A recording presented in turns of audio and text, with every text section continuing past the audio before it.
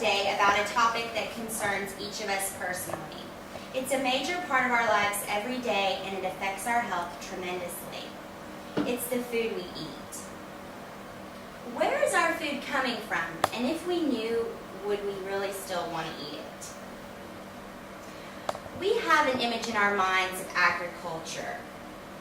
Rolling green hills and clean cattle and ripe fruits and vegetables picked fresh from the garden and orchard. However, this is not a true picture of agriculture today. Family farms have become factory farms, and the true picture of agriculture and the food industry is a detached corporate industry with factories and assembly lines and science labs where scientists are actually changing the genetic structure of our food at the cellular level. The multi-billion-dollar corporations controlling the food industry in America today really have little to do with farmers.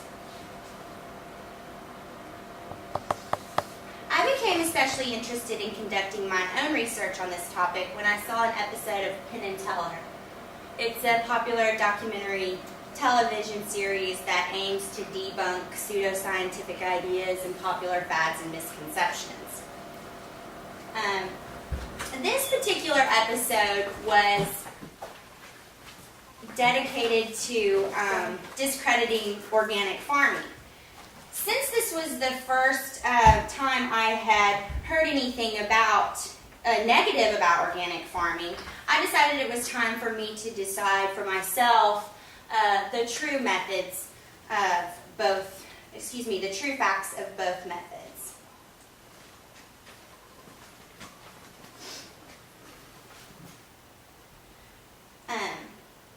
First, I would like to discuss the problems associated with the industrialized agricultural system and then the advantages of organic farming.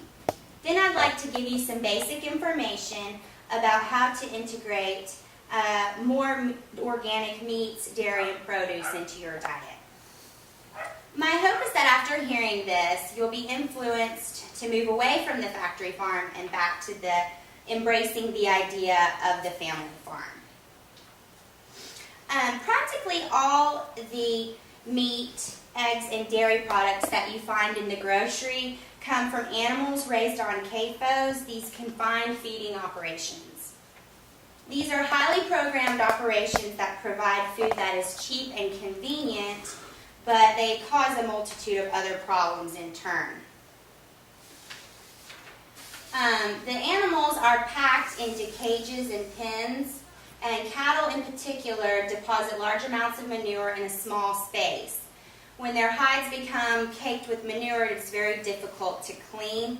And with approximately 400 cattle being processed in the slaughterhouse, the meat is easily infected with the feces.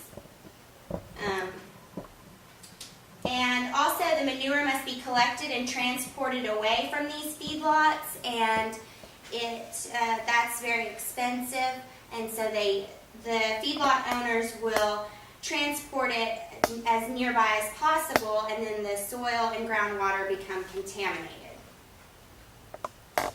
Chicken houses have no windows, and the dead and sick are all piled on top of each other. The dead are usually carried out daily, but the sick and diseased are sent to the factories to be processed with the others. The laying hens are crowded into cages so small that they're not all able to sit down at one time.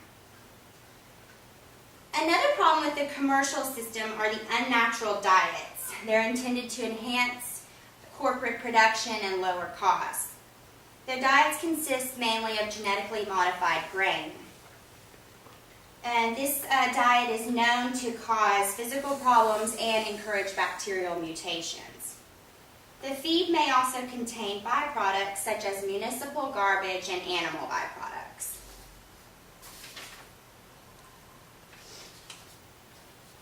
The animal byproducts are believed to be the underlying cause of BSE, or mad cow disease. In December of 2003, tissues from a cow from a Washington state confinement dairy tested positive for mad cow disease. It is thought that the cow contracted BSE by being fed feed made by animal products from other cattle who were infected with BSE. The strain of E. coli 0157H7 is a mutated acid-resistant strain of the E. coli bacteria, and it's found in many feedlot cattle, and it is known to cause death and illness and even death in humans. These animals are also given antibiotics, chemical additives, and growth hormones. Some of the antibiotics used in the animals are the same that are used in human medications, and when the bacteria become resistant to them, they're unable to be used to treat human illness. A recent study showed that pigs on a factory farm in Taiwan were harboring salmonella that is now resistant to one of our newest and strongest antibiotics.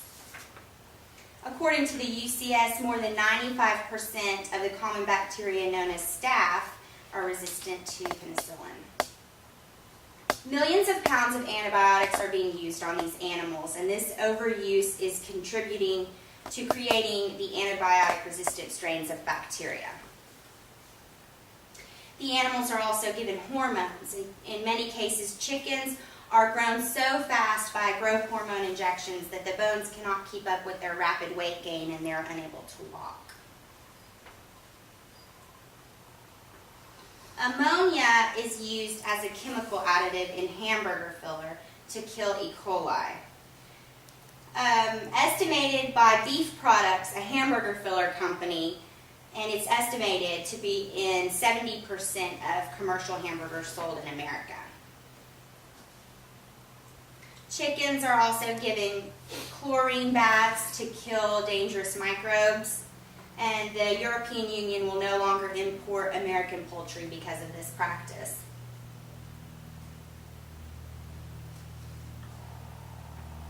There are also problems associated with produce crops.